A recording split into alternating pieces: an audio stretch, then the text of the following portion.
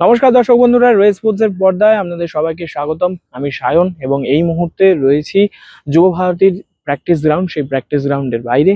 এবং ডুরান্ড কাপের যে সূচনা কলকাতা ডার্বি দিয়ে হবে, তার জন্য যেমন মোহনবাগান এবং ইস্টবেঙ্গল দল প্রস্তুত হচ্ছে, তার পাশাপাশি কিন্তু যুব ভারতীয় সেজে উঠছে। এবং এই একটা বলা যেতে পারে উৎসব, ফুটবল উৎসব শুরু হতে চলেছে বাংলায়। তার আগে কিন্তু একদম শেষ মুহূর্তের অনুশীলন সারছে মোহনবাগান দল। এবং সেখানেই কিন্তু আজকে যে অনুশীলনটা করলো, সেখান থেকে কিন্তু বলা যেতেই পারে যে একটা মোটামুটি প্রথম একাদশ হয়তো মোহনবাগানের দলের যে নতুন হেড কোচ অর্থাৎ প্যানাজিওটিস দিলেম্পেরিস, তিনি কিন্তু প্রায় একটা সম্ভাব্য একাদশ বেছে নিয়েছেন। সেই নিয়ে পরে কথা বলবো, কিন্তু তার আগে যদি আজকের কথা বলি, আমরা সবাই জানি যে অনুশীলন শুরুর প্রায় কিছুক্ষণ আগে দিয়েই বৃষ্টি চালু হয়ে যায়। এবং সেই বৃষ্টির মধ্যেও কিন্তু অনুশীলন থামেনি। প্রথমে গোলকিপাররা আসেন, তারা কিন্তু নিজেদের অনুশীলন আগে শুরু করে দেয়। এবং বাদ বাকি পুরো দলকে নিয়ে একটা ছোট্ট টিম মিটিং সারার পর এই পুরো দল মাঠে নামে। এবং স্টার্টিং এ কিন্তু দুটো দলে ভাগ করে দেয় পুরো টিমকে। এবং যেখানে মিডফিল্ড এবং ডিফেন্সের প্লেয়াররা, বিশেষ করে ডিফেন্ডার এবং তার পাশাপাশি উইং ব্যাকরা এবং মিডফিল্ডের যারা ডিফেন্সিভ মিডফিল্ড পজিশনে খেলে, তাদেরকে নিয়ে একটা দল। এবং বাদবাকি মাঠের অন্য প্রান্তে সেখানে কিন্তু অ্যাটাকিং যে দল আছে, অ্যাটাকিং দলের যে ফুটবলাররা আছে, তাদেরকে নিয়ে আলাদা করে অনুশীলন হয়। এবার আসি যে ব্যাকের অনুশীলনটা হয়, তার সেখানে কিন্তু দু ধরন নয়, তিন ধরনের অনুশীলন হয়। প্রথম অনুশীলন হচ্ছে উইং ব্যাকরা ক্রস তুলছেন, এবং সেখান থেকে ফার্স্ট যে অনুশীলনটা হলো, সেখানে কিন্তু ডিফেন্ডাররা এবং মিডফিল্ডাররা তাদের কাজ ছিল সেই যে আক্রমণটা তৈরি হচ্ছে বা যে ক্রসটা হচ্ছে, সেই ক্রসটা ক্লিয়ার করা, অর্থাৎ ডিফেন্ড করা।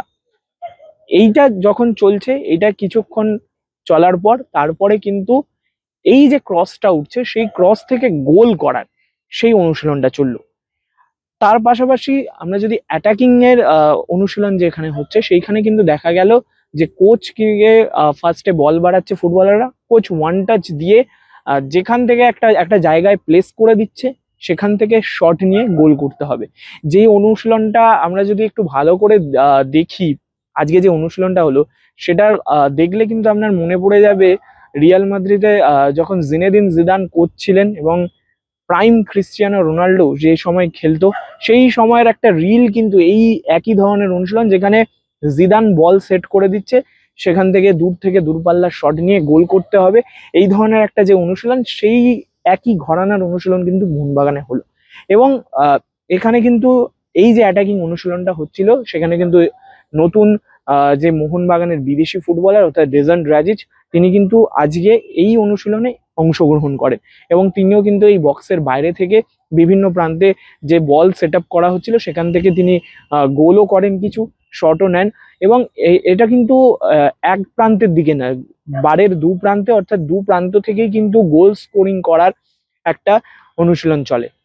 ঠিক এই অনুশীলনটা যখন শেষ হয়ে যায়, তখন কিন্তু ডেজান রাজিচ, তিনি কিন্তু আমরা মোটামুটি দেখেছি প্রথম দিনে সাইড লাইনে ছিলেন। আজকে যখন এই অনুশীলনটার পর কিন্তু তিনি আবার ফের সাইড লাইনে চলে গেলেন এবং তিনি কয়েক পাক দৌড়ালেন এবং তারপরে কিন্তু নিজের রিহ্যাব সারলেন।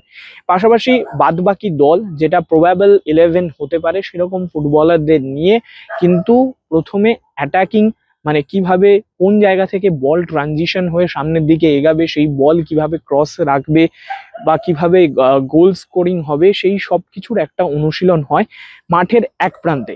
কেন এই এক প্রান্তে বলছি?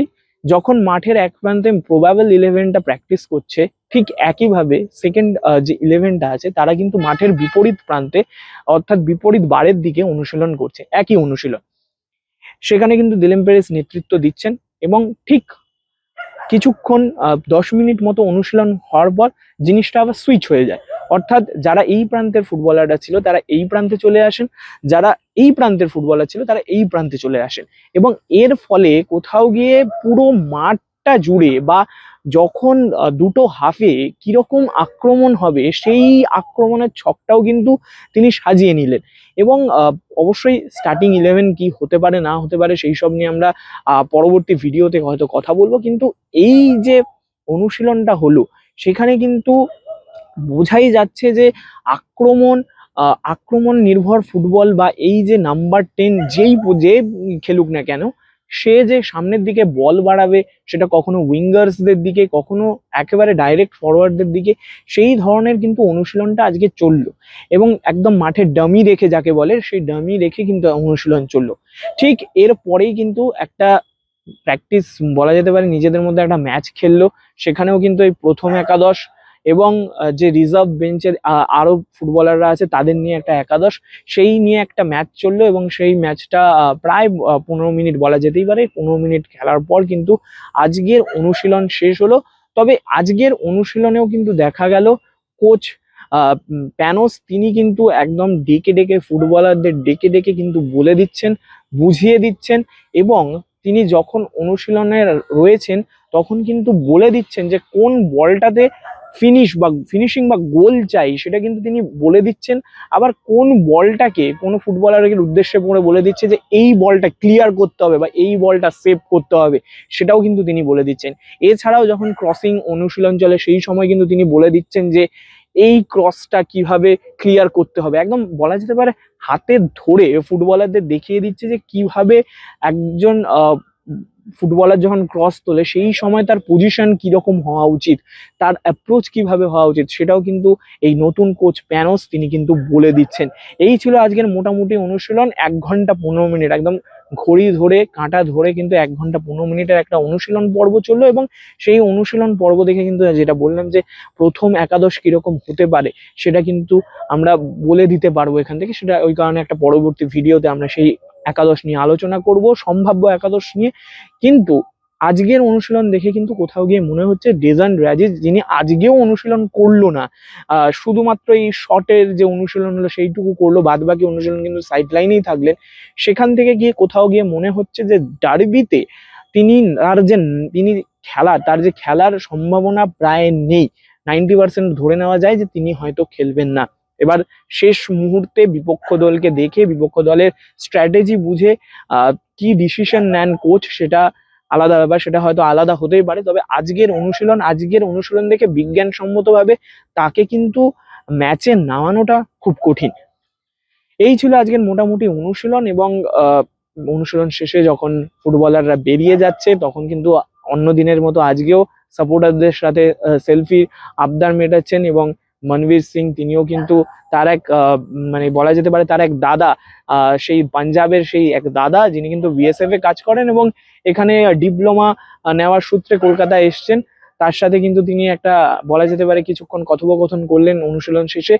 সেই সব মুহূর্ত আপনারা রেসপোর্টস এর পর্দায় অবশ্যই দেখতে পাবেন। তবে যেটা মূল বক্তব্য, এই অনুশীলনের পর কোথাও গিয়ে মোহনবাগানের দলে যে নতুন কোচ, নতুন একটা জার্নি, সেটা যে ডার্বি দিয়ে শুরু হতে চলেছে, তার আগে বেশ নিজেদেরকে ভালোভাবেই গুছিয়ে নিয়েছে বলা যেতে পারে প্যানাজিওটিস দিলেম্পেরিসের মোহনবাগান দল।